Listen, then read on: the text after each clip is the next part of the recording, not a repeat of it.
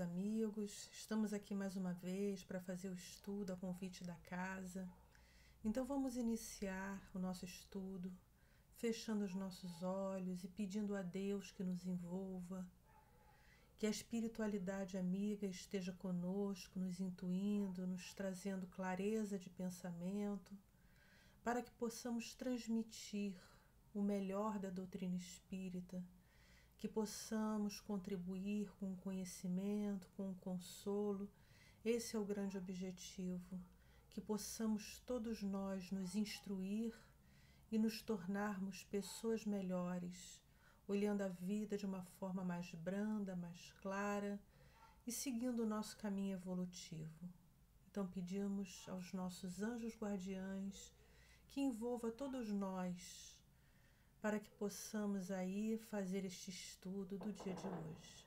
Que assim seja, graças a Deus. Bom, meus amigos, hoje nós escolhemos falar um pouco sobre o Livro dos Espíritos, das perguntas 132 a 146. Então nós vamos trazer algumas reflexões em cima do Livro dos Espíritos. E vamos começar lendo a pergunta 132 e a partir daí a gente vai falando sobre cada pergunta. 132. Qual o objetivo da encarnação dos espíritos? Deus lhes impõe a encarnação com o fim de fazê-los chegar à perfeição. Para uns é expiação, para outros missão. Mas para alcançarem essa perfeição, tem que sofrer todas as vicissitudes da existência corporal. Nisso é que está a expiação. Visa ainda outro fim à encarnação, o de pôr o espírito em condições de suportar a parte que lhe toca na obra da criação. Para executá-la é que em cada mundo toma o espírito um instrumento de harmonia com a matéria essencial desse mundo, a fim de aí cumprir, daquele ponto de vista, as ordens de Deus. É assim que, concorrendo para a obra geral, ele próprio se adianta. Nesta pergunta 132, ela é rica, né? Ela traz muitos ensinamentos para a gente. Então, começando dizendo que Deus nos impõe a encarnação. A gente tem que entender essa imposição divina como uma submissão nossa às leis de Deus. Deus é um Deus de princípios e leis. E nós estamos submetidos às suas leis e Ele age nas nossas vidas através dessas mesmas leis. Então, nós sabemos, os Espíritos nos informaram, que Deus é um Deus de infinita bondade, infinita misericórdia, infinita justiça. Esse Pai amoroso, ele rege as nossas vidas. É a providência divina, que é aquele que cria e que está constantemente agindo nas nossas vidas, atuando nas nossas vidas. Então essa imposição é a imposição de um pai, não é um autoritarismo, né? Então é essa compreensão que a gente tem que ter. É porque nós estamos submetidos às suas leis. Essas leis que são justas e amorosas. Então é esse amor infinito que nos cobre. Nós estamos submetidos a esse amor infinito de Deus, né? E aí, para uns espíritos é expiação, para outros missão. A expiação vem nesse sentido de penalidade, a partir do momento que, através das encarnações sucessivas, a partir do momento que nós abrimos a nossa consciência, nós temos aí a possibilidade de entender o caminho do bem e o caminho do mal, nós estamos fazendo as nossas opções. É o nosso livre-arbítrio, é a conquista do livre-arbítrio. Então, a gente vai crescendo, vamos evoluindo até o ponto que nós temos aí condições de escolher, condições de perceber quais os caminhos que estão sendo oferecidos para nós. Quando, conscientemente, sabedores do caminho que a gente está trilhando, sabedores da nossa opção, nós escolhemos ir de encontro às leis de Deus, nós sofremos aí as consequências, que são as expiações, né? Então, a expiação é esse sentido de desequilíbrio com as leis de Deus. As provas, né? Falando aí num planeta de provas e expiações, nós estamos também ainda num planeta de provas e expiações. As provas seriam esses testes pelos quais vamos passando ao longo da nossa jornada evolutiva, ao longo da nossa encarnação. E são eles que nos fazem refletir. Muitos obstáculos, dificuldades que nós encontramos não tem necessariamente a ver com uma expiação, não tem essa conotação de penalidade, mas é justamente a oportunidade que nós temos de verificar se nós realmente aprendemos a lição, né? Então a gente passa por testes como se fosse uma grande escola, e assim né? Os espíritos nos dizem que a Terra é uma escola também. Então nós somos testados, passamos por certos obstáculos, dificuldades, para ver se realmente nós conseguimos superar os nossos vícios morais, se nós já conquistamos virtudes, se nós aprendemos, se nós conseguimos aí andar de acordo com as leis de Deus, né? E visa ainda outro fim à encarnação, o de pôr o espírito em condições de suportar a parte que lhe toca na obra da criação. Existe uma solidariedade, dizem os espíritos, não só entre os mundos, mas também nós que estamos aqui no planeta Terra. Nós somos seres solidários. Nós crescemos, evoluímos e ajudamos no aprendizado dos outros, a essa troca. Esse é o grande objetivo. Não é só o nosso crescimento moral, não é só o nosso desenvolvimento, mas é a possibilidade que a gente tem de ajudar o outro, de fazer o outro crescer, né? Então, existe aí essa solidariedade entre os seres que estão encarnados, na verdade, nos dois planos da vida, né? Tanto encarnados quanto desencarnados. Mas a encarnação propicia isso. Esse crescimento individual, o aprendizado individual e a ajuda aos outros espíritos que estão nesta mesma caminhada. Estamos todos submetidos às provas e expiações no planeta Terra. Então, há um motivo pelo qual nós estejamos aqui todos juntos, todos reunidos. André Luiz nos fala no livro Evolução em Dois Mundos sobre essa cocriação em plano maior e cocriação em plano menor, né? Então, cocriação em plano maior são esses espíritos que já atingiram um grau evolutivo e estão ajudando na formação dos mundos, na formação aí desse universo grandioso. E nós temos o nosso modelo e guia, que é Jesus, que esteve desde a formação do planeta Terra e continua como o nosso governador planetário, né? Mas há uma cocriação em plano menor, que somos nós, que somos capazes de plasmar o nosso corpo físico. Então, essa é uma cocriação em plano menor. Somos capazes de plasmar a felicidade ou a infelicidade, né? Pela qual nós passamos aqui na vida de encarnados, e também no plano espiritual. Os lugares no plano espiritual não são lugares fixos, né? Eles são fruto do pensamento dos espíritos que estão na mesma sintonia e plasmam aquele lugar. Então, a partir do momento que não haja mais espíritos com aquele mesmo pensamento para sustentar esses lugares, a criação desses lugares, esses lugares deixam de existir. Então, há, mais uma vez, exemplos aí da grande solidariedade entre os seres com vistas à perfeição. Qual perfeição? A perfeição que nos cabe, que é a perfeição relativa, porque a perfeição absoluta só a de Deus, né? Então, toma um espírito, um instrumento de harmonia com a matéria essencial desse mundo. Então, toma o espírito um corpo físico de acordo com a matéria existente no mundo. Lembrando que toda matéria, seja sutil ou não, mas matéria bruta, como um corpo físico, é decorrente do fluido cósmico universal, que é o princípio material.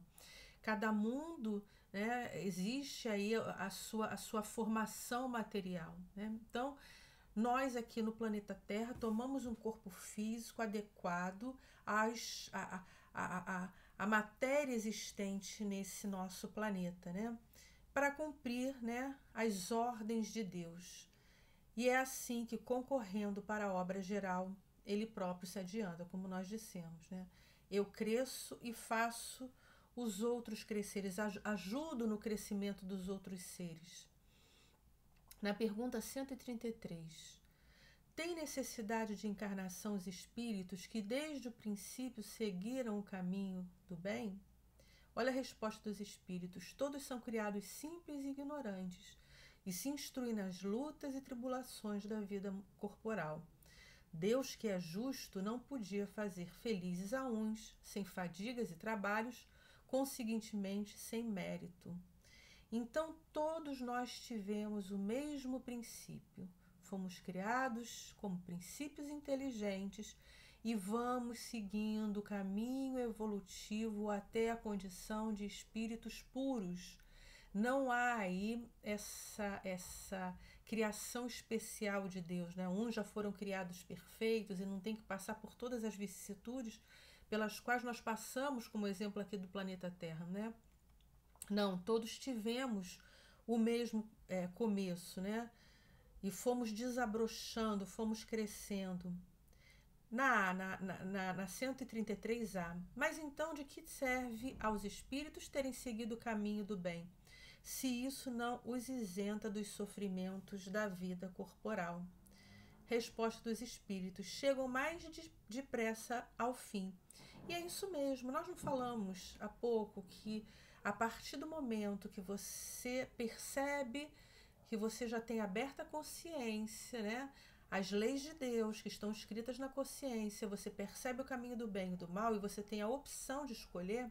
Para aqueles que fazem a opção pelo bom caminho, esses, claro, que chegam mais depressa à perfeição relativa. Aqueles que escolhem se deixar levar pelos seus vícios morais, aqueles que escolhem o caminho do mal, ir de encontro às leis de Deus, eles vão chegar no mesmo fim, mas vão demorar mais tempo. Os espíritos nos falam uma coisa importantíssima: nós não somos fadados ao mal, não temos que passar necessariamente pelo mal. Passamos pela ignorância, que é justamente quando nós somos aí testados para perceber o que é bom, o que é ruim, né? E aí, nesse momento, não há ainda responsabilidade. A responsabilidade existe a partir do momento que eu tenho a consciência desperta e posso escolher, tenho livre-arbítrio.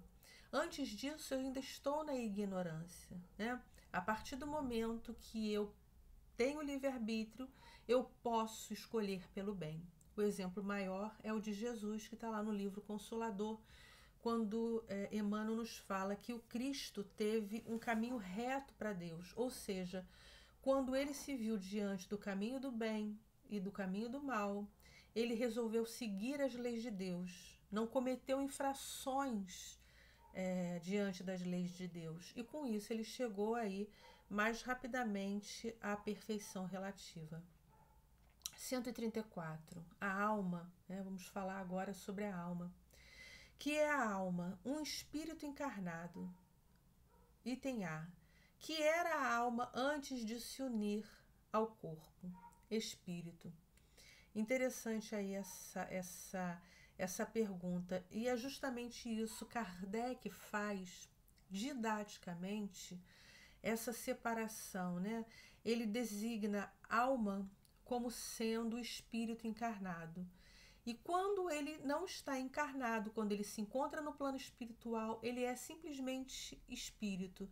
É só uma designação para termos didático, né? Porque a gente sabe que o espírito é a centelha, é a chama, é o clarão na definição dos espíritos. quando esse espírito, que é o princípio inteligente, se encontra temporariamente na condição de encarnado, passa a ser designado como alma. Mas, na verdade, a gente pode dizer que são aí a mesma coisa, né? Tanto alma quanto espírito. Na pergunta 135, há no homem alguma outra coisa além da alma e do corpo? Há o laço que liga a alma ao corpo. De que natureza é esse laço? Semimaterial, isto é, de natureza intermédia entre o espírito e o corpo. É preciso que seja assim para que os dois possam comunicar-se um com o outro. Por meio desse laço é que o espírito atua sobre a matéria e reciprocamente. Então ele está falando aqui do perispírito, que é este corpo que está entre o corpo físico denso, grosseiro, e o espírito, porque são dois polos, o corpo físico extremamente grosseiro e o espírito, que é sutil, que é a chama, que é o clarão, que é o princípio inteligente. Então há necessidade desse corpo intermediário entre espírito e corpo físico para que possa o espírito agir sobre o corpo físico.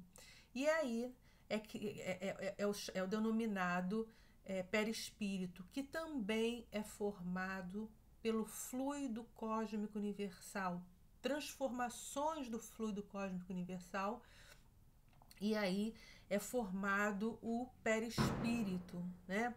Então, essa natureza, como dizem aqui, é de natureza intermédia entre o espírito e entre o corpo físico. O homem, e aí, Kardec vem trazendo para a gente uma informação importante, né? O homem é, portanto, formado de 3 partes essenciais. Primeiro, o corpo. Segundo, a alma, que é o espírito encarnado.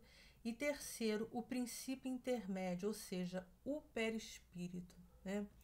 Então é importante essa análise aí de Kardec na pergunta 135. Na 136, a alma independe do princípio vital? Olha a resposta dos espíritos: o corpo não é mais do que envoltório, repetimos-lo constantemente. Pode o corpo existir sem a alma? Pode. Entretanto, desde que cessa a vida do corpo, a alma o abandona. Então, uma coisa é corpo físico que está aí junto, né, com o princípio vital, que é a energia que dá vitalidade ao corpo físico, perispírito e espírito, para que o espírito atue através do seu perispírito no corpo físico. Este corpo físico tem que estar animado dessa energia chamada fluido vital ou princípio vital, né? Então, quando cessa a vida do corpo, a alma o abandona. Isso é interessante, porque os espíritos nos falam, não é a saída do espírito que causa a morte do corpo, é a morte do corpo que causa aí a saída do espírito, né? Antes do espírito encarnar, ainda não há uma união definitiva entre o corpo físico, que está sendo formado na gestação, e o espírito, né? Então, nesse intervalo aí, né, entre a formação do corpo físico e o nascimento com vida, muitas intercorrências podem acontecer, né? A gente cita aí o caso de malformações que fazem com que aquele corpo ali não tenha condições de prosseguir na sua formação dentro do ventre materno, né? E aí, neste caso aí, o espírito, ou pode até acontecer o caso de não ter um espírito designado para aquele corpo físico, né? Então, antes do nascimento, com vida, intercorrências podem acontecer porque essa ligação, ela realmente não é definitiva. Ela só se torna definitiva com o nascimento, com vida. Então, nesse momento de gestação, pode um espírito desistir da encarnação. Então, mas neste caso não há um abandono do corpo, porque ele ainda não está ligado efetivamente a seu corpo físico. Essa ligação se completa efetivamente com o nascimento, com vida. Então, pode haver uma malformação que torne, não dê condições para que aquele corpo se forme, mas pode acontecer também do espírito desistir, né, daquela encarnação por algum motivo, e abandonar, né, entre aspas, esse corpo, porque ainda não está, o espírito não está dentro do feto, eles estão ligados, mas ainda não está ali. Isso para diferenciar o momento do nascimento. Depois que nasce, aí é um caso diferente. Aí é a morte do corpo que faz com que o espírito se desprenda, que faz com que o espírito o abandone. Então, o espírito abandona o corpo somente com a morte desse corpo físico, né? Porque senão seria fácil na encarnação se a gente desistisse, não quero mais, eu vou deixar esse corpo para lá e vou simplesmente abandonar o corpo e vou sair e vou para o plano espiritual diante de uma dificuldade, né?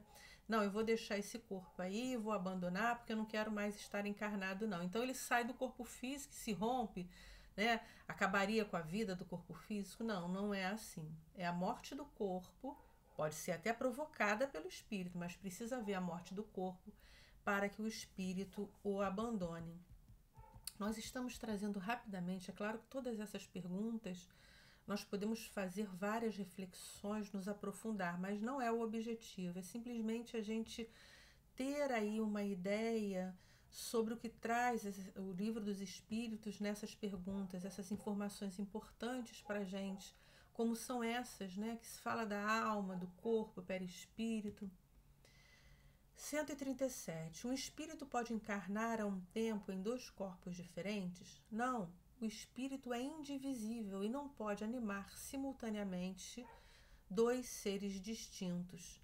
A partir do momento que nós conquistamos, vamos dizer assim, a nossa individualidade, nós não podemos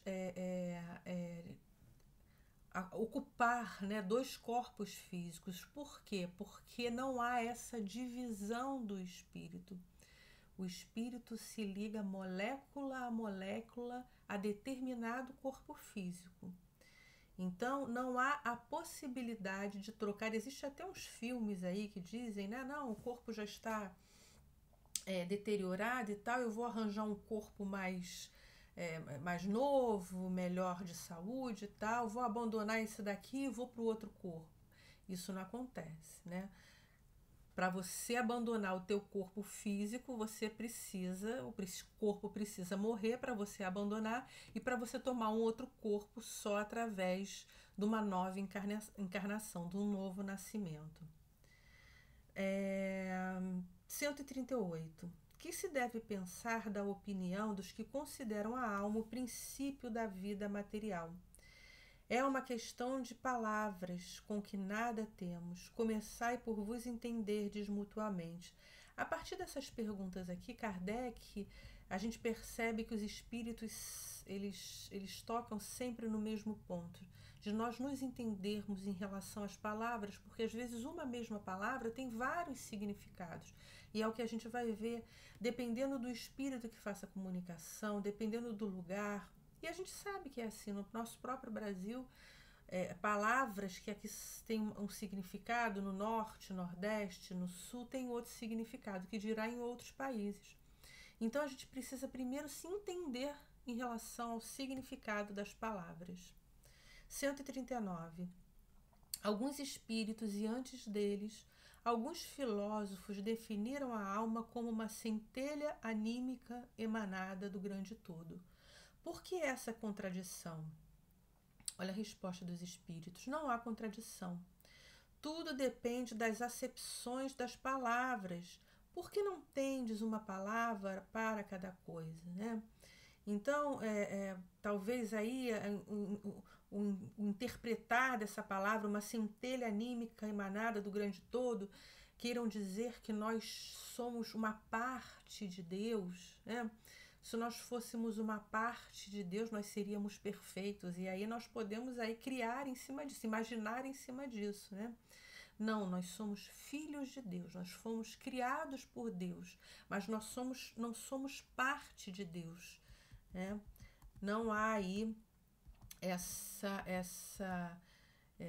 não há contradição, né?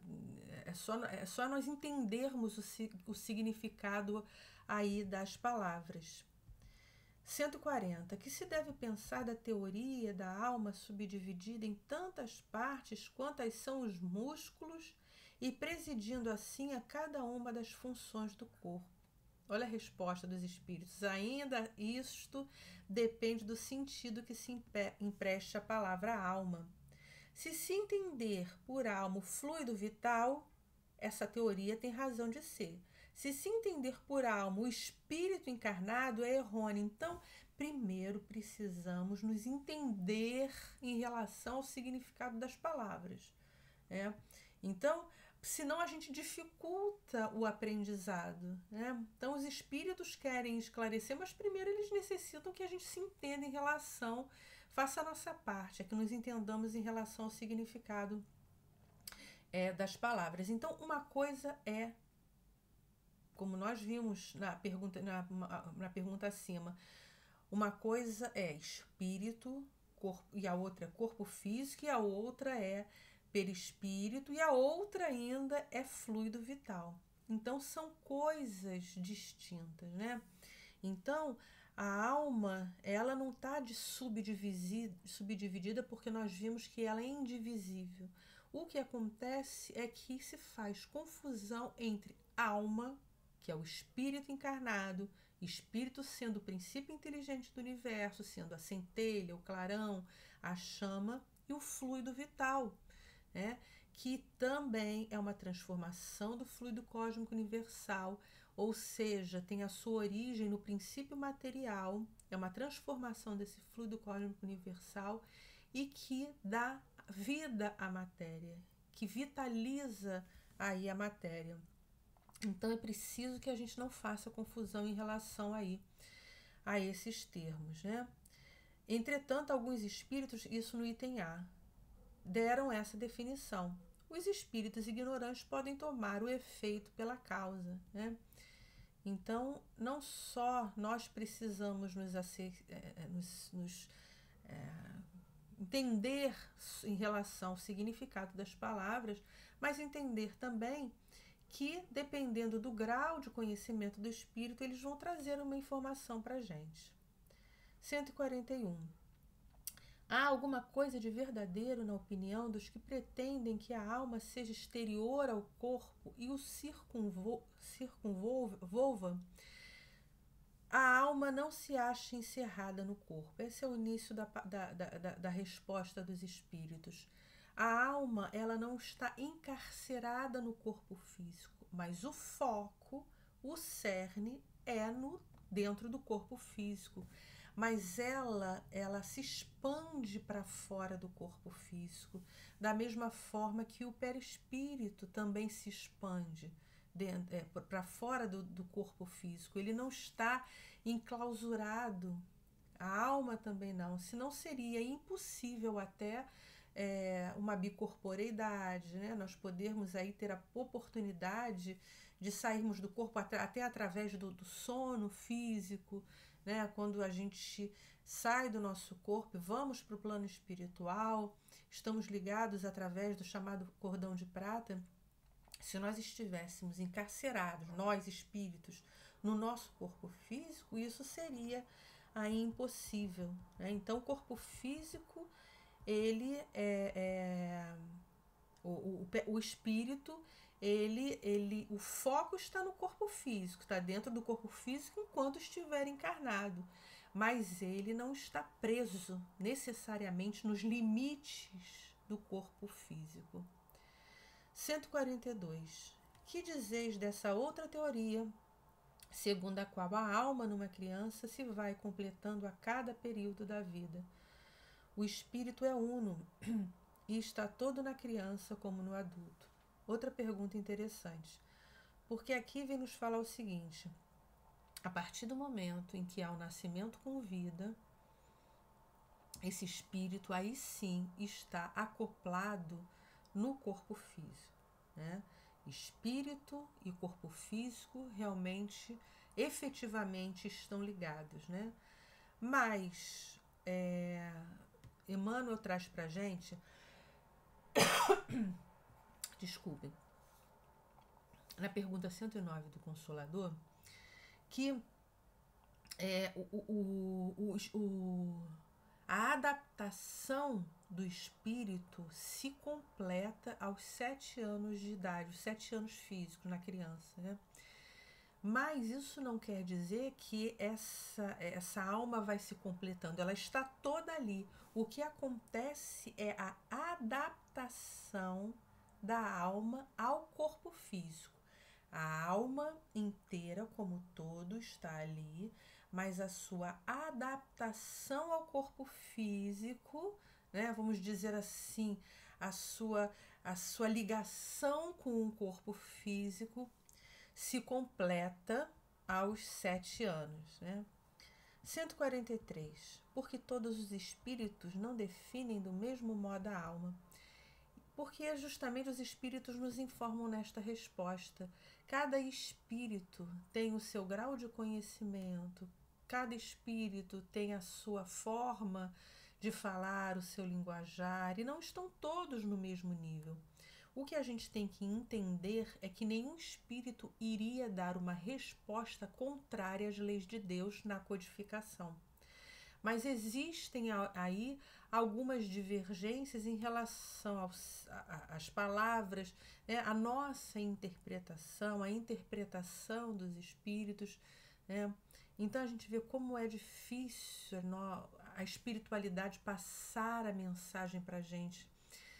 Primeiro, por conta do seu próprio conhecimento, né, do próprio conhecimento dos espíritos, e outra pelo nosso conhecimento e pela dificuldade que nós temos de nos entender em relação ao significado das palavras. 144.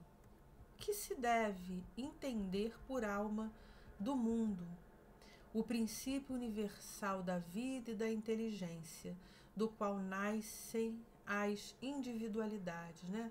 A gente pode dizer aí que a alma do mundo é Deus, é o hálito divino, a falange dos espíritos, né, que regem aí o nosso planeta. 145. Como se explica que tantos filósofos antigos e modernos, durante tão longo tempo, hajam discutido sobre a ciência psicológica e não tenham chegado ao conhecimento da verdade?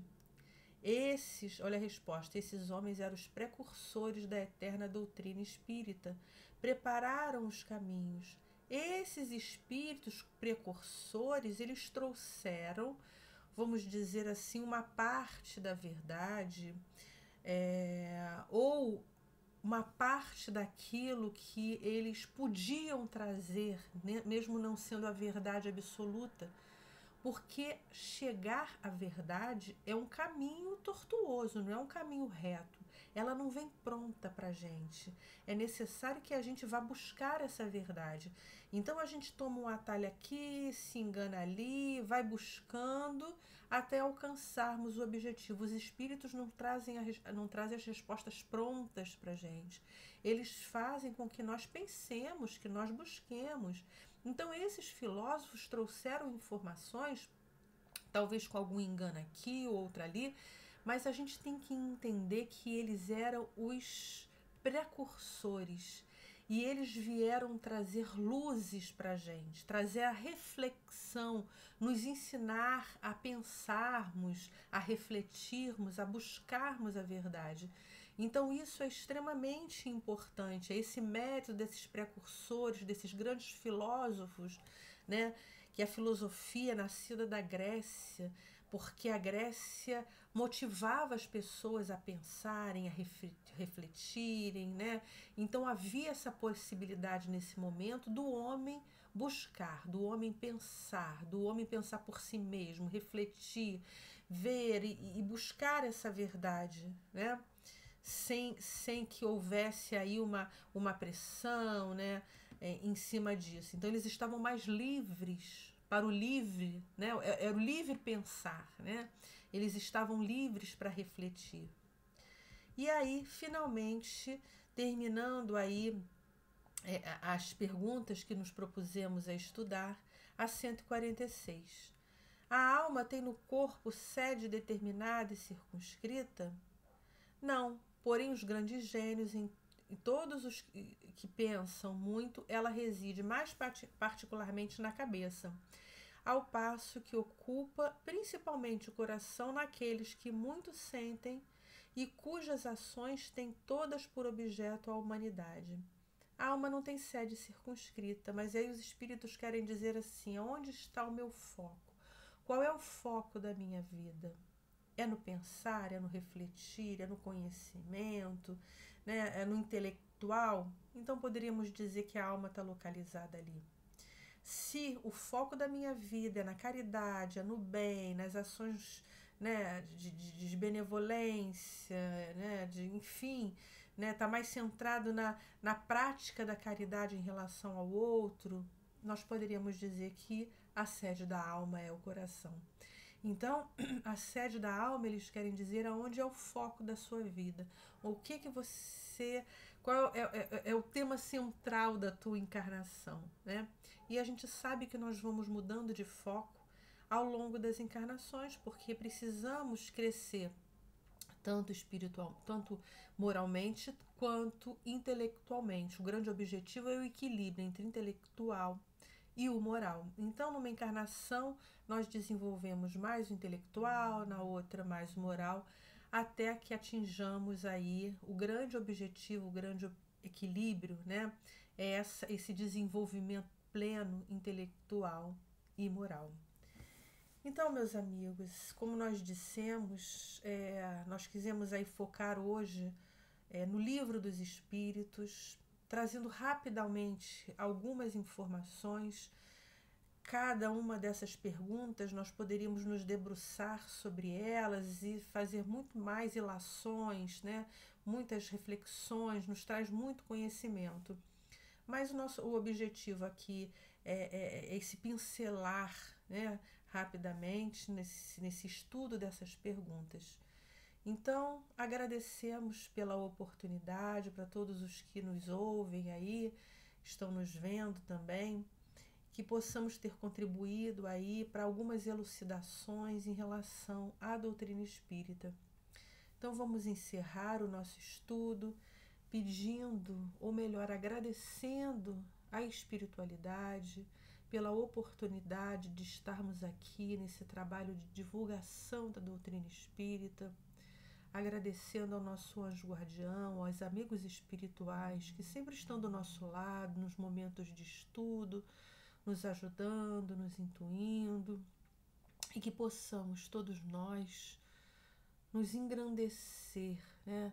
Vamos nos banhar no conhecimento do Espiritismo para que a nossa caminhada seja mais fácil, seja mais plena de equilíbrio, de harmonia e de paz.